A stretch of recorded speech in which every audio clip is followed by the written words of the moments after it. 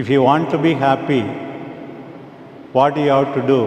You have to say thanks every day. If you want to be happy, you should pray always. That's what St. Paul says. 2 secrets of happiness. Saying thanks all the time. எத்தனையோ ஆபத்துக்களிலிருந்து கடவுள் காப்பாற்றினார். எத்தனையோ நன்மைகளை செய்திருக்கிறார். இத்தனை பேர் உருவாகச் செய்தார். ஒரு சில காரியங்கள் கஷ்டமான சூழ்நிலைகள், அதற்கும் கூட நன்றி செலுத்த வேண்டும். ஏனென்றால் அவற்றின் வழியாக ஆண்டவர் தாட்சியை கொடுத்தார், விடாமுயற்சியை கொடுத்தார், அவரை சார்ந்திருக்கச் செய்தார். எனவே நன்றி கூற வேண்டும்.